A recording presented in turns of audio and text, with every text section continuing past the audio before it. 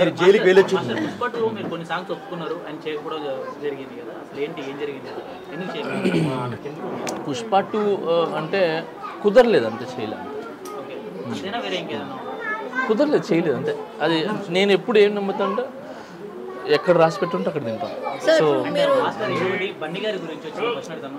రోషన్ గారిని ఇప్పుడు అరెస్ట్ చేశారు, మొన్న చాలా పెద్ద రచ్చ జరుగుతూ ఉంది. దాని మీద మీ కామెంట్ ఏంటి మాస్టర్, మీకు ఏమనిపించింది? చూడండి, ఈ విషయాల్లో నేను మాట్లాడదలుచుకోలేదు, ఎందుకంటే నేను ఒక ముద్దాయి కాబట్టి, ఏమంటారు, నా మీద ఒక ఎలిగేషన్స్ ఉన్నాయి కాబట్టి, నా కేసు కోర్టులో ఉంది కాబట్టి, సో నేను ఇప్పుడు మాట్లాడటం కరెక్ట్ కాదు. సో ఏమంటారు, నాకు కోర్టు మీద, తర్వాత న్యాయస్థానం మీద, కోర్టు మీద నాకు నమ్మకం ఉంది. సో అందరికి మంచి జరగాలి. సరే, మీరు జైలుకి వెళ్ళొచ్చిన తర్వాత వెళ్ళక ముందు ఇండస్ట్రీలో మీకు మర్యాద ఎలా ఉంది, ఇప్పుడు ఎలా ఉంది? సేమ్ ఉందండి, బాగుంది. సేమ్ ఉంది. మీ గుండె మీద చేసుకుని చెప్పండి. గుండెల మీద చేసుకుని చెప్పిన బాగుందండి. మాస్టర్ ఒకటి ఏపీజే సాంగ్ రిలీజ్ అయిన తర్వాత కింద కామెంట్లో చూస్తున్నట్లయితే మొత్తం మాస్టర్ కంబ్యాక్ అని కామెంట్స్ అలాగే ఉంది. సో ఫ్యాన్స్ ఉంది, ఒక మాట చెప్పండి. అంటే మీ మనసులో ఉన్నాను కదా, ఎప్పుడు బ్యాక్ వెళ్ళలేదు, సో ముందుకే వెళ్ళాను. సో కమ్బ్యాక్ అనేది చిన్న ఒక చిన్న గ్యాప్ వచ్చింది.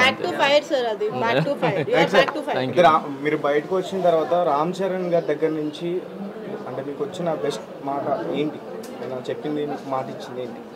నేను బయటికి రాగానే ఫస్ట్ ఆఫ్ ఆల్ ఫోన్ చేసి I'm with you, don't worry, అది నాకు వేరే దాని గురించి ఏం మాట్లాడలేదు.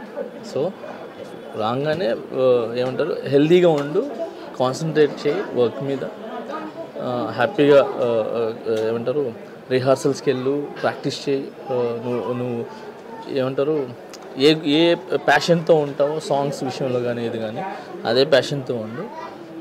ఫస్ట్ అంటే హెల్త్ మీద కాన్సన్ట్రేట్ చేయి, స్ట్రాంగ్గా ఉండు అని చెప్పారు. తర్వాత బుచ్చిబాబు గారు సినిమాలో నాకు సాంగ్స్ చెప్పారు, నెక్స్ట్ ఇమీడియట్లీ చేద్దు కానీ అని చెప్పారు.